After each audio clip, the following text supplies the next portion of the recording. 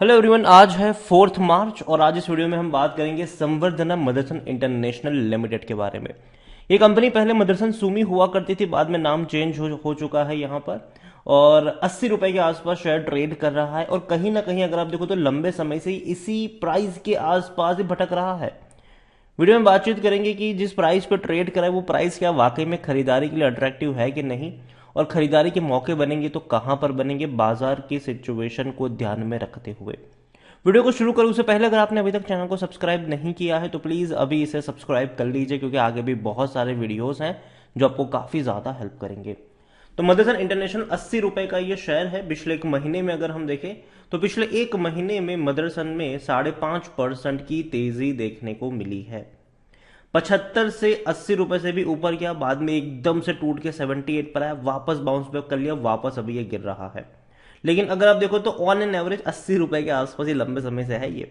पिछले एक साल की अगर हम बात करें तो पिछले एक साल के अंदर मदरसन सुमी में 15-15.5% की गिरावट है। देखिए 95 रुपए से टूटकर नीचे आया, बाउंस बैक की कोशिश की, बहुत बड़ी गिरावट आई थी, 60 रुपए के करीब पहुंचा, उसके बाद एक अच्छी रफ्तार आई है। लेकिन एक चीज आप यहां पर नोट करिए कि जब भी बड़ी रफ्तार आती है करेक्शन आता है, फिर उससे बड़ी रफ्तार आती है करेक्शन आता है, उससे बड़ी रफ्तार आती है करेक्शन आएगा। ठीक है, करेक्शन यहां पर आएगा थोड़ा बहुत, फिर तेजी के मौके बनेंगे दोबारा से।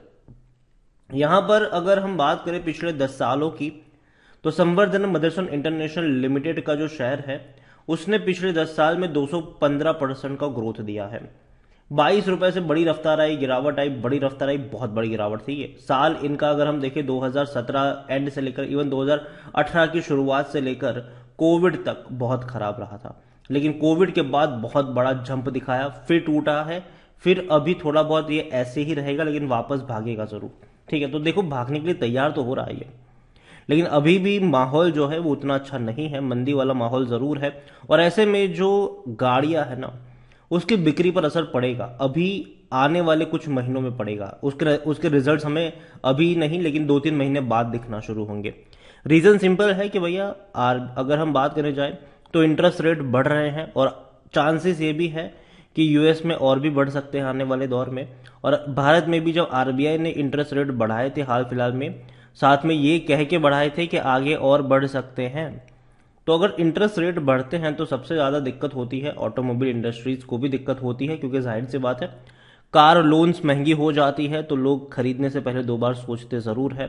और जब मार्केट में नौकरियां नहीं होती है, या फिर ये कह लो कि नौकरियां छूटना शुरू हो जाती है लोगों की, तो ऐसे सिचुएशन में एक वक्त ऐसा भी आता है कि लोग कार खरीदने से पहले सोचते हैं। जिनकी नौकरी जा चुकी है वो तो नहीं खरीदेंगे, लेकिन जिनकी है वो भी एटलीस्ट अपने प्लान को कुछ टाइम के लिए डीले कर लेते हैं।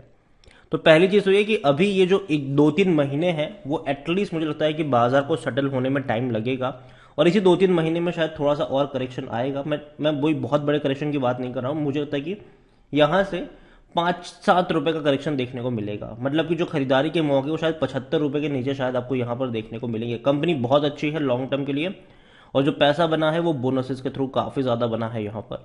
अगर हम बात करें लार्ज कैप कंपनी 54,000 करोड़ से भी ज्यादा का इसका मार्केट या फिर वॉल्यूम्स अगर आप देखोगे तो 87 लाख का देखने को मिला था हमें। और कंपनी के प्रॉफिट्स अच्छे हैं, रेवेन्यू और भी अच्छे हैं। कंपनी के रेवेन्यू प्रॉफिट में बहुत तेजी से बढ़ोतरी हुई है। रीजन ये है कि कंपनी अब तक ऑटोमोबाइल बिजनेस पे फोकस कर रही थी, लेकिन अभी अपने नॉन ऑटोमोबाइल बिजनेस पर भी बहुत ज्यादा फोकस कर रही है। अभी एरोस्पेस में भी कंपनी ने कुछ छोटे मोटे एक्विजिशंस किए हैं, जो कि बहुत अच्छी बात है। लॉजिस्टिक में भी कंपनी काम कर रही है। तो कंपनी अपने नॉन ऑटोमोबाइल बिजनेस पे फोकस कर रही है, और यही वजह है कि जो रेवेन्यू पिछले साल दिसंबर क्वार्टर में 16,000 करोड़ का था वो अब 20,000 करोड़ हो चुका है। जो प्रॉफिट 250 करोड़ का था अब वो 450-455 करोड़ पर आ चुका है क्वार्टरली।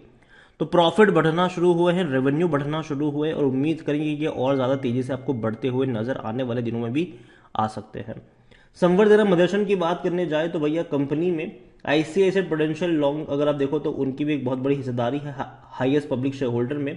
प्रमोटर की होल्डिंग एक्चुअली में ज्यादा है, उसके बारे में हम बात करेंगे। उससे पहले एमकी ग्लोबल की बात करें तो खरीदारी की रिकमेंडेशन 101 रुपए का टारगेट है।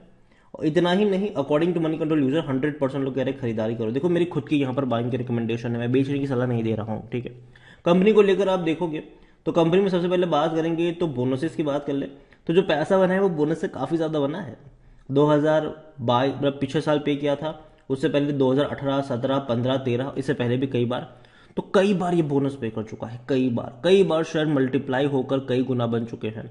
डिविडेंड की बात करें तो एवरेज है, कोई इतना खास नहीं, लेकिन हाँ एवरेज डिविडेंड ये पे कर रहा है। 65 पैसे का पे किया था 2022 में, उससे पहले ₹1.5 का था, उससे पहले भी ₹1.5 का था। साल में एक बार पे करता है, लेकिन एवरेज पे करता है ये। लेकिन तेजी अब यहां पर आने वाली है। अब देखिए, अब तक जो रेवेन्यू थे ना इनके, लग रहा था यार बढ़ तो नहीं रहे हैं, 60 से 65 हजार करोड़ के ही है, लेकिन अब ये 80,000 करोड़ तक जाने वाले हैं फाइनेंशियल ईयर 2023 में। अब तक का सबसे हाईएस्ट रेवेन्यू। प्रॉफिट भी अगर आप देखोगे तो जो प्रॉफिट अब तक डिक्लाइन मोड में था, अब वो इंक्रीज मोड आएगा काफी बड़ा, और मेरे हिसाब से ये अच्छा साइन है कंपनी के लिए। मदरसन सुमी की बात करें, संबद्ध मदरसन अगर 62 का इसका पी रेशो है, सेक्टर पी 127 का है, सस्ता जरूर है ये। 79% एनालिस्ट कहते हैं खरीदारी करो। होल्डिंग को लेकर अगर हम बात करें शेयर होल्डिंग में, तो प्रमोटर के पास अच्छे खासी होल्डिंग है, 68.16% की होल्डिंग है, थोड़ी सी 0.76% की होल्डिंग गिरवी भी है। 8.90% म्यूचुअल फंड के पास है होल्डिंग, 3.12% डोमेस्टिक इंस्टीट्यूशन के पास है, 8.24% एफआईएल से पास है। रिटेल और अदर की मिलाकर 11.58% की होल्डिंग है, जिनमें से रिटेल इन्वेस्टर्स 6.66% की होल्डिंग लेकर बैठे हुए हैं। देखिए, ओवरऑल मैं इतना कहूंगा कंपनी को लेकर कि अच्छी कंपनी है, खरीदारी करी है तो बने रहना चाहिए, लेकिन साथ में ये भी ऐड करना चाहूंगा कि आपको बहुत ही लंबा वेट करना पड़ेगा यहां पर, ठीक है। ये बहुत कम मूव करेगा, ठीक है। कोई आपको यहां पर ऐसा नहीं देखने को मिलेगा भैया 5% दौड़ गया 5% गिर गया, ऐसा नहीं देखने को मिलेगा यहां पर। बहुत ही धीरे धीरे धीरे मूव करेगा, गिरेगा भी तो धीरे धीरे धीरे गिरेगा, ऊपर भी जाएगा तो धीरे धीरे धीरे करके ऊपर जाएगा ये। तो वक्त लगेगा इसको रिकवर करने में, और अभी बाजार की जो हालत है कहीं ना कहीं न्यूज पर डिपेंड करेगा आने वाले दौर में। अगर मान लो कि फेड्स की तरफ से आगे कि इंटरेस्ट बढ़ गया तो याद रखिए गिरावट आएगी, ठीक है। अगर नहीं आए तो भैया धीरे धीरे करके ऊपर की तरफ भी जाएगा। भारत में भी अगर आरबीआई ने दोबारा बोला कि हाँ इंटरेस्ट रेट बढ़ रहा है तो गिरावट आएगी, जाहिर सी बात है। तो ये कुछ फैक्टर्स होंगे बीच बीच में जो परेशान करेंगे इनको, या फिर रशिया यूक्रेन क्राइसिस का कुछ हो गया तो वापस दिक्कत आएगी यहाँ पर, तो ऐसा होगा यहाँ पर, ठीक है। लेकिन लॉन्ग टर्म का आउटलुक अच्छा होगा।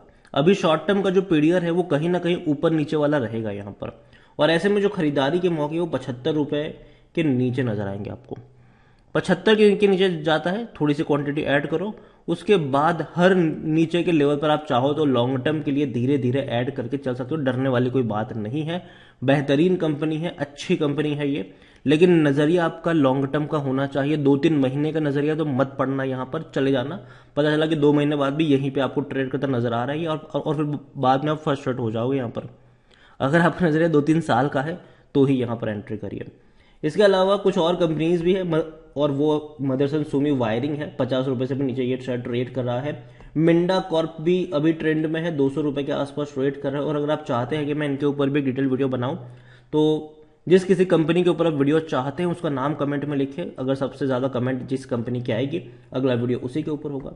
वीडियो को यही पेंड करूंगा, पसंद आया हो तो लाइक करो, शेयर करो, चैनल अगर पहली बार है तो प्लीज सब्सक्राइब करें। और संवर्धना मदरसन इंटरनेशनल लिमिटेड के बारे में आप क्या सोच रहे हैं वो भी आप मुझे कमेंट में लिखकर बता सकते हैं। Thank you.